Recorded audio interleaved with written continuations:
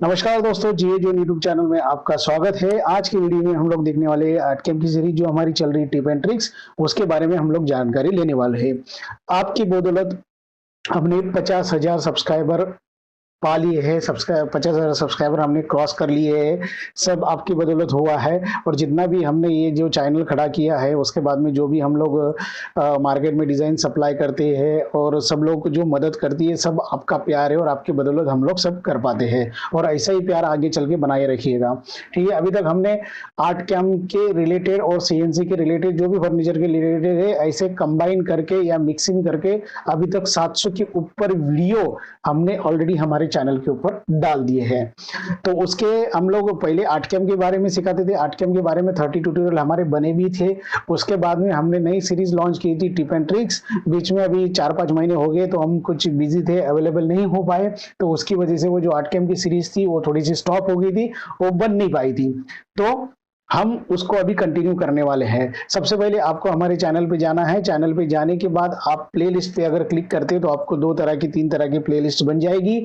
जो पहले जो प्लेलिस्ट होती है वो आर्टकेम टिप एंड ट्रिक्स की है, उसके बाद में आर्टकेम हिंदी है, उसके बाद में एस्पायर के ट्यूटोरियल है, वीबिट के ट्यूटोरियल है, उसके बाद में अगर नीचे आते हैं तो आपको आर्टकेम ट्यूटोरियल इन हिंदी, ये जो मेन सीरीज है वो आपको दिखाई देगी। उसके बाद में हम लोग निकाली है आर्टकेम की टिप एंड ट्रिक्स, उसके बारे में हम लोग जानकारी लेंगे। अभी लास्ट वाला जो वीडियो था हमने बनाया था, लास्ट वाला वीडियो अगर आप देखते हो तो लास्ट वाला वीडियो हमने बनाया था काउंटर ब्लेंड के ऊपर।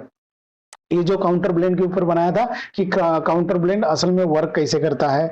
तो अभी आगे का जो टूल है उसके बारे में हम लोग जानकारी लेने वाले हैं। सबसे पहले मैं ये जो यूट्यूब है इसको मिनिमाइज कर देता हूँ।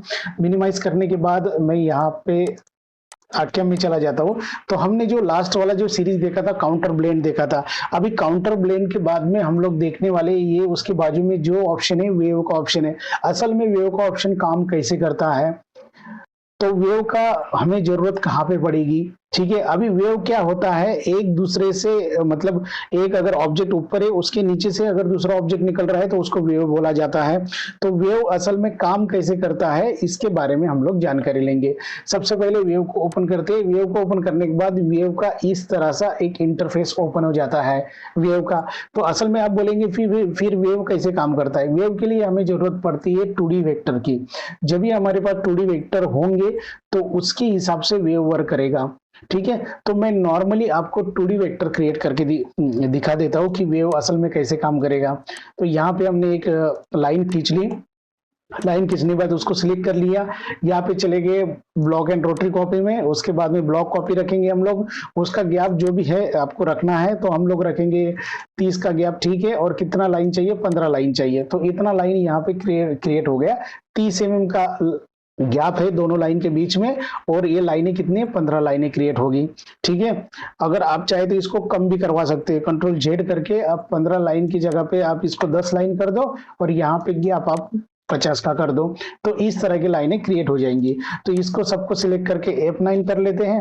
F9 करने के बाद सबको सिलेक्ट करने के बाद कंट्रोल सी कंट्रोल वी, उसके बाद में ट्रांसफॉर्म टूल में जाएंगे। और ट्रांसफॉर्म टूल में जाने के बाद यहाँ पे हम लोग एंटी क्लॉकवाइज रोटेशन दे देंगे 90 डिग्री का, और 90 डिग्री का रोटेशन देने के बाद इस तरह का रोटेशन यहाँ पे बन जाएगा।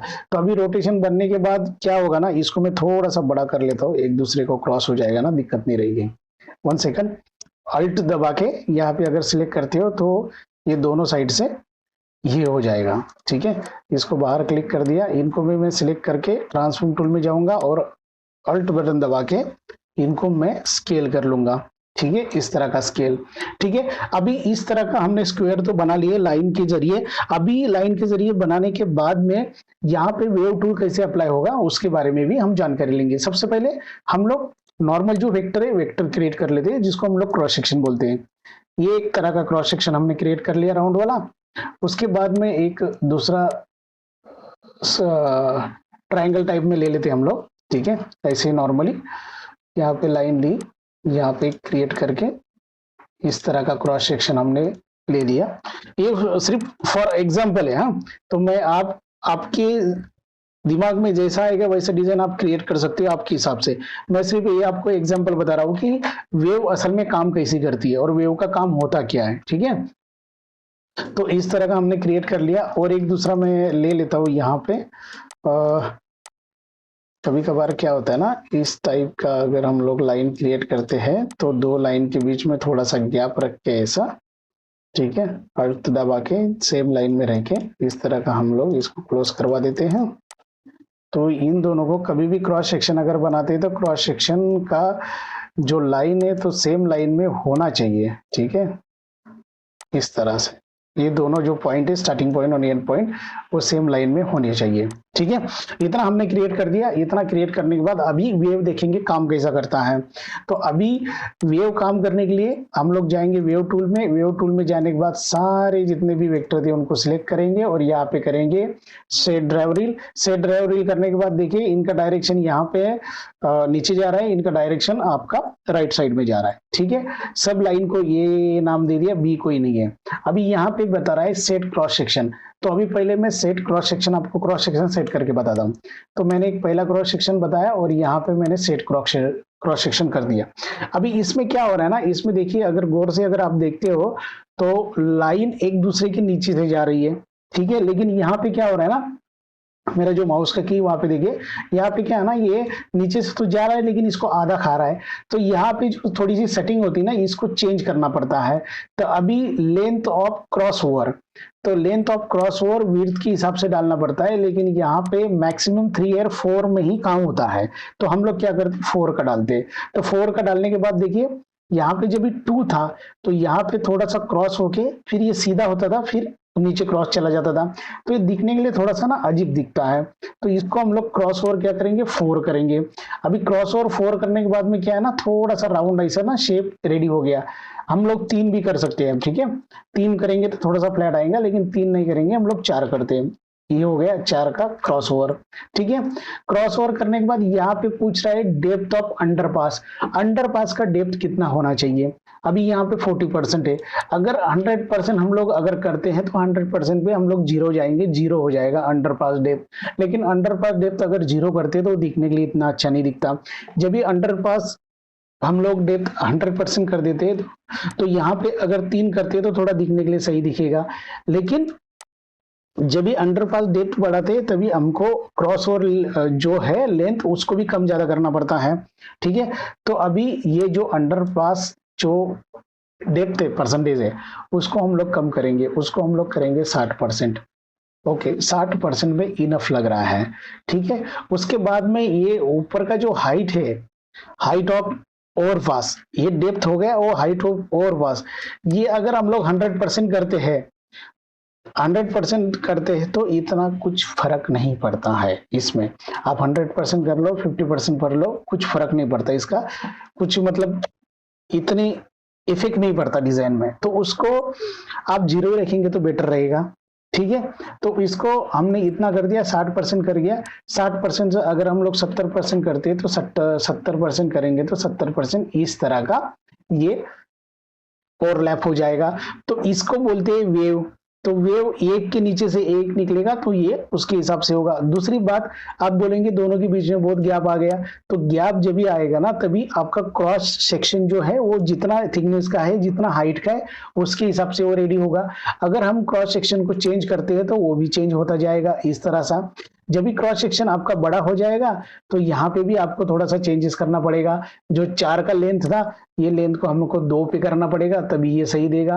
अगर 1 की लेंथ करते हैं तो थोड़ा 1 की लेंथ पे इतना अच्छा नहीं दिखेगा, लेकिन हमको अगर 2 की लेंथ करते हैं तो थोड़ा परफेक्टली दिखेगा।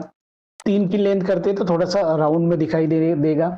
तो ये जो ओवर डेप्थ है, इसको अगर हम लोग 80% कर देते तो थोड़ा अच्छा दिखेगा, ठीक है। तो ये डिपेंड करता है सारी चीजें आपके क्रॉस सेक्शन के ऊपर, आपके विड्थ के ऊपर, ठीक है, और आपके थिकनेस के ऊपर।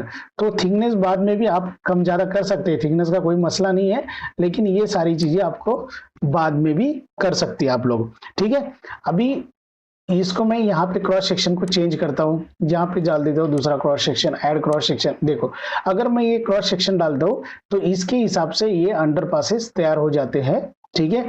इनको भी अगर मैं कम ज्यादा करता हूँ, ठीक है, एक साइड में कम ज्यादा करता हूँ तो एक साइड की डिजाइन कम ज्यादा होगी। अगर मैं दोनों साइड में कम ज्यादा करता हूँ तो दोनों साइड में ही ये डिजाइन आपकी कम ज्यादा होगी इस तरह से, ठीक है। तो आप मन चाहे क्रॉस सेक्शन का इस्तेमाल यहाँ पे कर सकते हो। अगर देखिए ये ऐसी डिज़ाइन बहुत जगह पे देखने के लिए मिल जाती है। अगर आप इसका थिकनेस थोड़ा सा बढ़ा देंगे तो उसके हिसाब से आपकी विड्थ भी बढ़ जाएगी।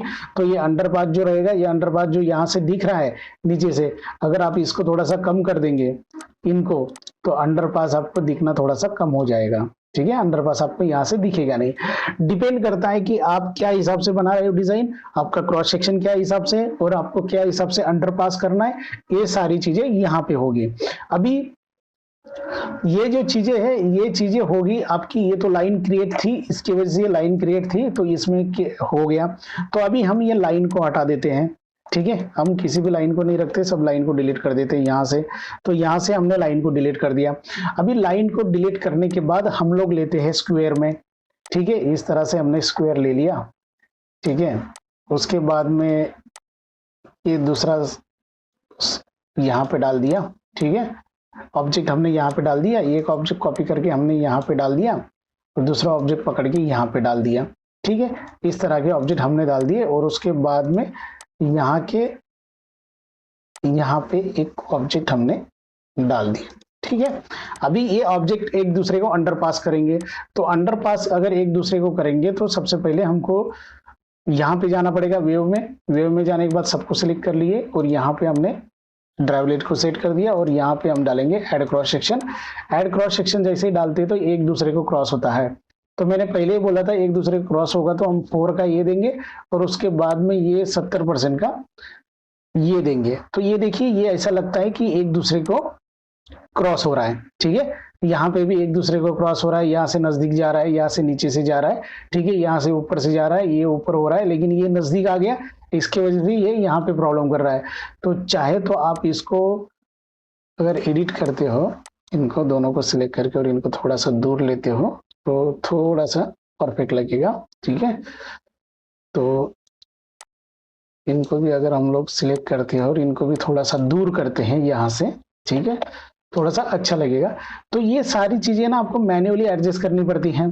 ठीक है, मैन्युअली एडजस्ट करने के बाद ये देखिए इस तरह का वेव नीचे से दिखेगा। अभी मैंने ये ऐसे इसलिए क्रिएट किए कि यहाँ पे देखो हल्का सा राउंड दिख रहा है। अगर आप राउंड नहीं चाहते तो कॉर्नर शेप जो है यहाँ पे आप स्क्वायर दे सकते हो, और जैसे आप स्क्वायर देंगे तो ये स्क्वायर में क्रिएट हो जाएगा।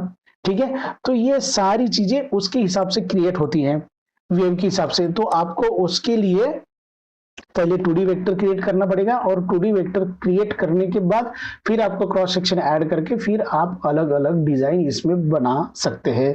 तो आई होप दोस्तों आपको वेव आर्टकैम में कैसे काम करता है ये समझ में आ गया होगा। वेव के बारे में अगर आपको कुछ भी तकलीफ है तो मुझे व्हाट्सअप कीजिएगा। आप यूट्यूब पे कमेंट्स करते हैं तो कभी कभी वहाँ पे रिप्लाई देना थोड़ा मुश्किल हो जाता है, तो आप व्हाट्सएप पे पूछेंगे तो बेटर रहेगा। तो मैं व्हाट्सएप पे आपको रिप्लाई देने की कोशिश करूंगा। थोड़ा सा शेड्यूल बिजी होता है, लेकिन ठीक है, हम लोग आपको रिप्लाई करने की कोशिश करेंगे। देखिए, आपको आर्टकैम के रिलेटेड कौन सी भी हेल्प चाहिए तो उसके हम लोग चार्ज नहीं लेते, फ्री ऑफ चार्ज हम लोग आपको हेल्प करते हैं। अगर आप कोई हमसे डिजाइन बनवाते हैं तो उसका सिर्फ चार्ज होता है। बेस्ट क्वालिटी डिजाइन हम लोग क्रिएट करके देते हैं। मार्केट में अच्छा खासा नाम आपकी वजह से हमारा हुआ है, इसके लिए हम दिल से आपको शुक्रिया करते हैं। अभी तक आपने जीएस जोन चैनल को सब्सक्राइब नहीं किया तो प्लीज जीएस जोन चैनल को सब्सक्राइब कीजिएगा। Thank you so much.